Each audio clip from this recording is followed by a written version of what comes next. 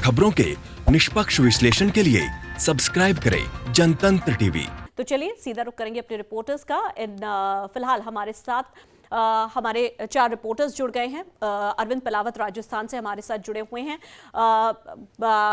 हमारे साथ बिहार से श्रीकांत प्रत्यूष जुड़े हुए हैं। भोपाल से हमारे साथ जुड़े हुए हैं हमारे संवाददाता। तो लगातार हमारे संवाददाता हर बड़ी खबर को लेकर हमारे साथ मौजूद हैं। इनसे बातचीत कर लेते हैं और सबसे पहले रुख करेंगे मध्य प्रदेश का। जी हां, मध्य प्रदेश में आज राजनीतिक हलचल में काफी तेजी देखने को मिलेगी और ऐसे में शरद व्यास का अगर रुख करें, शरद, जिस तरह से आज सियासी गलियारों में हलचल देखने को मिल सकती है। 1 महीना हो चुका है शिवराज सिंह चौहान को शपथ लिए हुए। उसके बाद क्या लगता है कि आज जब गठन होगा मंत्रिमंडल का तो कौन कौन से दिग्गज चेहरों को आज शपथ दिलाई जा सकती है? देखिए, मध्य प्रदेश में जिस तरह से कोरोना लगातार पैर पसार रहा था, उसके बीच में मुख्यमंत्री अकेले ही पूरा मोर्चा संभाले हुए थे और इस बीच में मंत्रिमंडल का गठन संभव नहीं हो पाया। लेकिन अब अंततोगत्वा आज मंत्रिमंडल का गठन होने जा रहा है और इसके अंदर 5 मंत्रियों की संभावना है कि 5 विधायकों को मंत्रिमंडल में शामिल किया जा सकता है, जिसमें सबसे पहले डॉक्टर नरोत्तम मिश्रा का नाम आ रहा है। डॉक्टर नरोत्तम मिश्रा पूर्व में पिछले 13 सालों से लगातार बीजेपी के शासन में मंत्री रहे हैं, कट्टावर नेता है और संकट मोचन के रूप में इनको जाना जाता है। तो उनका नाम लगभग तय माना जा रहा है कि उनको एक बड़ी जिम्मेदारी मध्य प्रदेश के इस गठन मंत्रिमंडल के गठन में उनको दी जा सकती है। इसके अलावा कमल पटेल, जो कि हरदा से आते हैं, विधायक का पूर्व नेता है और शिवराज सिंह चौहान की टीम के नेता माने जाते हैं, विधायक माने जाते हैं, तो इनको भी मौका दिया जा सकता है।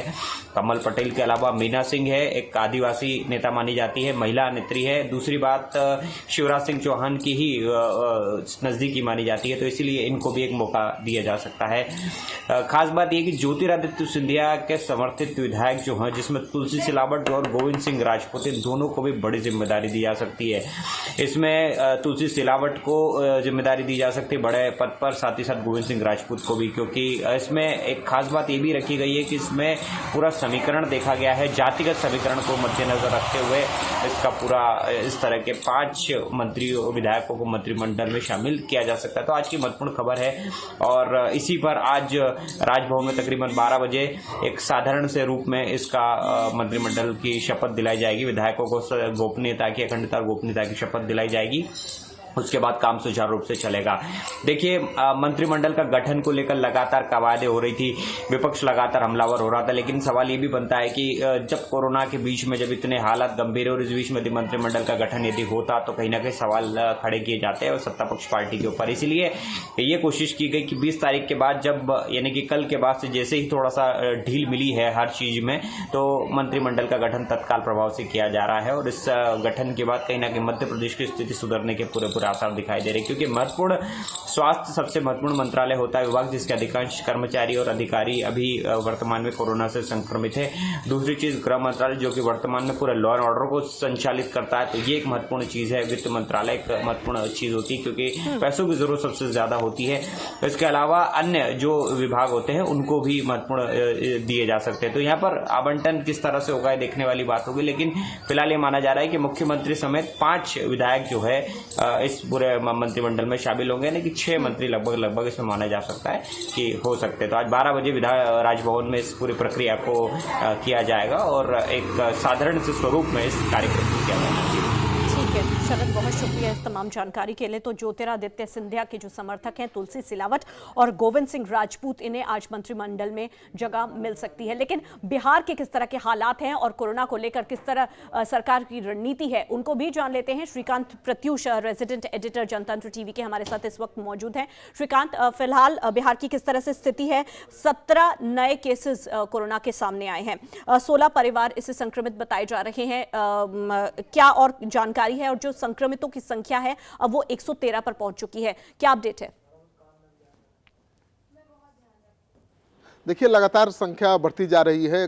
कल सोमवार को एक साथ 17 मामले सामने आए हैं और सभी मामले नालंदा से हैं। यानी बिहार शरीफ, नालंदा जिले का बिहार शरीफ एक सबसे खास जगह है, वहाँ के सारे मामले हैं।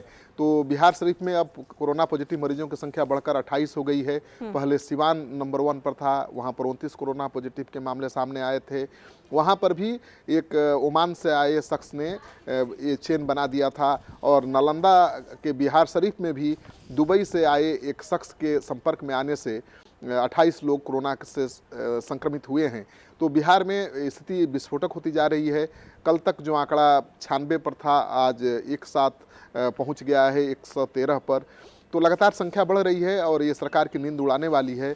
इस बीच आपको पता ही है कि बिहार में बीजेपी एमएलए को विशेष पास दिए जाने को लेकर भी विवाद पैदा हो गया है।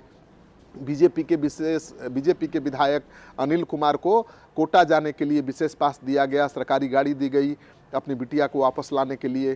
तेजस्वी यादव भी अब इसी तरह की पास की मांग कर रहे हैं और कह रहे हैं कि हमें भी सरकार पास दे, जिस तरह का बीजेपी के विधायक को दिया था, हम भी जाएंगे कोटा और बिहारी छात्रों को लाएंगे। तो बिहार सरकार तो छात्रों को बिहार लाने से मना कर दिया है, क्योंकि नीतीश कुमार का कहना है कि लॉकडाउन का उल्लंघन होगा, उसकी भावनाओं के साथ खिलवाड़ होगा। तो अभी लॉकडाउन के दौरान कोई भी बिहार वापस नहीं आएगा।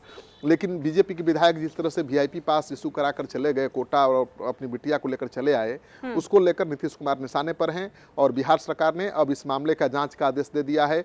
किस अधिकारी ने किस हैसियत से बिहार से बाहर जाने का पास जारी किया, ये जांच चल रही है। और उम्मीद की जा रही है कि जो नवादा जिले के एसडीओ हैं जिन्होंने पास जारी किया है, उनके खिलाफ बड़ी कार्रवाई हो सकती है। दूसरी खबर ये है कि कोरोना पॉजिटिव मरीजों की संख्या में भले बढ़ोतरी हो रही है, लेकिन ठीक होने वाले मरीजों की संख्या भी काफ़ी ज़्यादा है। 42 कोरोना पॉजिटिव मरीज अभी तक ठीक हो चुके हैं। तो ठीक होने वालों का अनुपात भी ठीक ठाक है यहाँ पर। लेकिन एक बड़ी चिंता इस बात को लेकर है कि वैशाली और पटना की एक महिला पॉजिटिव को लेकर बिहार सरकार परेशान थी, क्योंकि दोनों के बारे में पता नहीं चल रहा था कि उनका ट्रैवल हिस्ट्री क्या है, वो कैसे संक्रमित हुए। दोनों की रिपोर्ट पॉजिटिव आ गई थी, लेकिन कल जो रिपोर्ट दोनों की आई है पटना के एम्स में, वो नेगेटिव आ गई है। तो सवाल ये उठ रहा है कि पहले पॉजिटिव रिपोर्ट आई, फिर नेगेटिव आ गई दोनों की, और उनके संपर्क में आने वाले तमाम लोगों की रिपोर्ट नेगेटिव आ गई है। तो जांच रिपोर्ट को लेकर भी सवाल उठने लगे हैं। अब बिहार में आप मानकर चलिए कि कोरोना का संक्रमण काफ़ी तेज़ी से फैल रहा है। अब बिहार के बाद हम थोड़ी सी बात झारखंड की कर लें। झारखंड में भी हालत ठीक नहीं है। वहाँ पर भी सोमवार को 4 कोरोना पॉजिटिव के मामले सामने आए हैं और इसके साथ ही 45 हो गई है झारखंड में कोरोना पॉजिटिव मरीजों की संख्या। और सबसे ज़्यादा चिंता की बात यह है कि रांची राजधानी है झारखंड की, और राजधानी रांची के हिंद पीढ़ी इलाके के 25 मरीज हैं। वहाँ पर एक मलेशिया की महिला आई थी जो धर्म प्रचारक थी, जो जमात और तबलीगी समाज से जुड़ी हुई बताई जा रही है। उसने ही इस संक्रमण को काफ़ी तेज़ी से फैलाया। पहले तो वहाँ के लोगों ने लॉकडाउन का मखौल उड़ाया। जब महिला संक्रमित निकल गई तो इसे अपने समाज और जमात को बदनाम करने की साजिश करार दे दिया। तो गंभीरता नहीं दिखाई, जिस वजह से संक्रमण का खतरा बहुत बढ़ गया। और आज एक मोहल्ले में, रांची के एक इलाके में, हिंद पीढ़ी में 25 कोरोना पॉजिटिव मरीज है। बोकारो में भी संख्या बढ़ गई है, 10 है। और अब देवघर जो अब तक अछूता था वो भी संक्रमण की चपेट में आ गया है। दूसरी सबसे मजेदार खबर झारखंड की ये है कि लॉकडाउन को लोग यादगार बनाने में भी जुटे हुए हैं। एक गिरिडीह में बच्चा पैदा हुआ अस्पताल में, नर्स ने उसके नाना नानी से कहा कि लॉकडाउन पैदा हुआ है, यानी बेटा पैदा हुआ है। और ये नाम इतना भा गया नाना नानी को कि उन्होंने अपने नाती के नाम रख दिया लॉकडाउन। तो बच्चा पैदा हुआ लॉकडाउन में, उसका नाम रख दिया गया लॉकडाउन। और इस नामकरण से उसके माता पिता भी खुश हैं। उनका कहना है कि अब ये यादगार रहेगा लॉकडाउन, क्योंकि उनके बेटे का नाम लॉकडाउन है। तो इस तरह की खबरें भी आ रही हैं। तो लोग इस संकट की घड़ी को भी बहुत संयम के साथ सेलिब्रेट कर रहे हैं घरों पर रह के।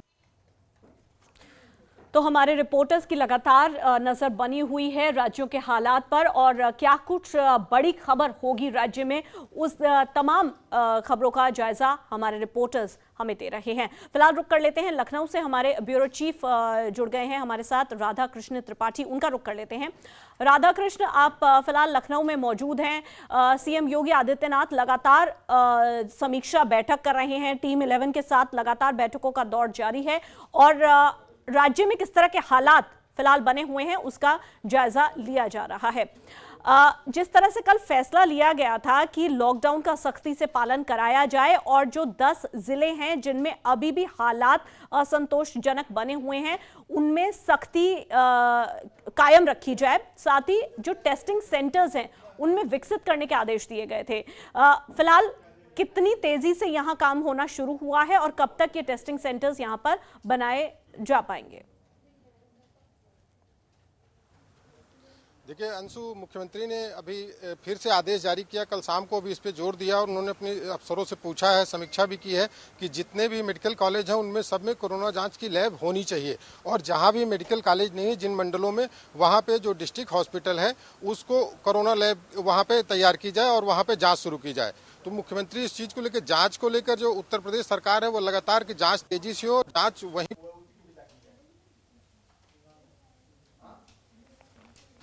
और जहां तक कोरोना की स्पीड की सवाल है तो कोरोना की संख्या अब उत्तर प्रदेश में 1184 पहुंच गई है, जो कि कल 60 से ज़्यादा लोग पॉजिटिव आए हैं, जिनमें से अकेले कानपुर में 30 मरीज आए हैं, आगरा के 12 हैं और लखनऊ में 2 महिलाएं कोरोना पॉजिटिव पाई गई हैं। एक चीज़ देखने वाली है कि जो पश्चिम यूपी से जो ये सिलसिला कोरोना पॉजिटिव या कोरोना मरीजों को बढ़ने का चला था वो धीरे धीरे मध्य यूपी और फिर पूर्वांचल की तरफ तेजी से बढ़ रहा है। जिस तरह से कानपुर में 30 मरीज कल पॉजिटिव आए हैं उसको लेकर के सवाल उठने लगे हैं कि ये कानपुर में ज़्यादा आए हैं। और एक चीज़ और देखने वाली होगी कि कानपुर में जो 30 नए मरीज कल सामने आए हैं वो भी ज़्यादातर तबलीगी जमात से जुड़े हैं या तबलीगी जमात के लोगों के संपर्क में आने से वो कोरोना पॉजिटिव हुए। लखनऊ में जो सदर की 2 महिलाएं जो कोरोना पॉजिटिव पाई गई हैं वहीं से उसी परिवार का एक सदस्य पहले से कोरोना पॉजिटिव था और वो तबलीगी जमात से जुड़ा हुआ था। तो जाहिर सी बात है ये सदर इलाका जो पूरी तरह जहां से कोरोना पॉजिटिव पहले से निकल रहे थे वहां वो सिलसिला अभी नहीं थम रहा। पुराने लखनऊ की बात करें, पुराने लखनऊ में तोपखाना इलाका है जहाँ से लगातार कोरोना संदिग्ध सामने आए जिनके सैंपल लिए गए हैं। चलिए, अरविंद पलावत राजस्थान से हमारे रिपोर्टर हमारे साथ जुड़े हुए हैं, उनसे बातचीत कर लेते हैं। अरविंद, रोज हम कोरोना को लेकर नया अपडेट दर्शकों के सामने रखते हैं, लेकिन जो अब राजस्थान से खबर सामने आ रही है वो पॉजिटिव नोट पर है। अब कोरोना मरीजों की संख्या राजस्थान में घटती जा रही है। 10 ऐसे जिले हैं जो कोरोना मुक्त होने की से कुछ ही दूर पर है। कौन से हैं वो जिले, उसके बारे में बताइए और फिलहाल क्या कुछ ताजा आंकड़ा है? जी देखिए, ताज़ा आंकड़ों की यदि बात करें तो अभी जो सुबह का जो मेडिकल बुलेटिन आया है, मेडिकल रिपोर्ट जो आई है उसमें 52 जो नए पॉजिटिव है वो यहाँ पर सामने आए हैं। इसमें सबसे ज्यादा जो पॉजिटिव मरीज हैं वो जयपुर से हैं। जयपुर में इनकी संख्या 34 है, जबकि भीलवाड़ा में 4, टोंक में 2, सवाईमाधोपुर में 1, दौसा में 2 कोरोना पॉजिटिव सामने आए, जबकि नागौर में 1, झुंझुनू में 1 और जोधपुर में 5 और जैसलमेर में 2 जो कोरोना पॉजिटिव है वो यहाँ पर है। इसके साथ ही जो कोरोना पॉजिटिव मरीजों का आंकड़ा जो बढ़कर है वो 1628 यहाँ पर पहुंच चुका है। सुबह 9 बजे की ये जो रिपोर्ट है इसमें 52 नए पॉजिटिव आए। इसके बाद में दोपहर और फिर रात का जो डेटा आएगा तो ऐसे में कहा जा सकता है कि जो संख्या है वो काफी देखी जा सकती है। और कल की यदि बात करें तो कल 98 नए पॉजिटिव यहाँ पर मिले थे, जिसमें से 50 जो पॉजिटिव थे वो जयपुर के थे। साथ ही देखिए, आज और कल में जो संख्या है वो काफी ज्यादा बढ़ सकती है, क्योंकि जयपुर के जो 4000 बैकलॉग जो थे सैंपल्स उनको दिल्ली के एक प्राइवेट लैब में टेस्टिंग के लिए भेजा गया है, क्योंकि जल्द से जल्द रिपोर्ट आना जरूरी थी ताकि पॉजिटिव मरीज जो है उनका इलाज ट्रीटमेंट जो है वो आइसोलेशन में रखकर किया जा सके।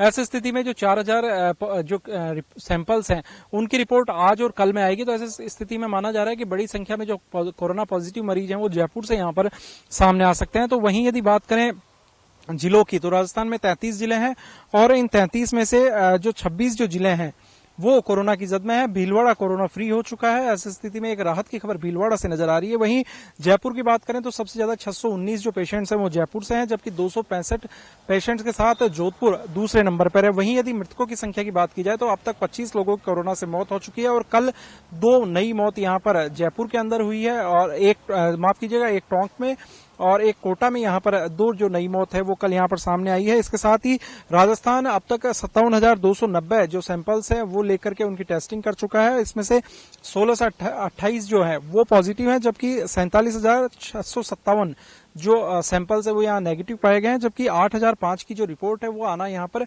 बाकी है। तो ऐसी स्थिति में कहा जा सकता है कि कोरोना को लेकर लगातार जो पॉजिटिव मरीज है उनका आंकड़ा सामने आ रहा है। हालांकि एक राहत की खबर भीलवाड़ा जिले से है, क्योंकि भीलवाड़ा में पॉजिटिव जो एरिया था वहां पर अब सभी लोग नेगेटिव हो चुके हैं। साथ ही जो अन्य जो जिले हैं 7 जो जिले बसते हैं वहां पर एक भी कोरोना का जो पेशेंट है वो अभी तक नहीं है। और वहीं यदि दूसरी बात की जाए तो मुख्यमंत्री अशोक गहलोत ने केंद्रीय गृह मंत्री अमित शाह से बात कर यह मांग की है कि जो प्रवासी राजस्थानी है या प्रवासी अन्य राज्यों में जो रह रहे हैं, चाहे वे किसी भी राज्य के, उनको अपने घरों तक लाने का इंतजाम किया जाना चाहिए ताकि ये लोग परेशान कम से कम हो।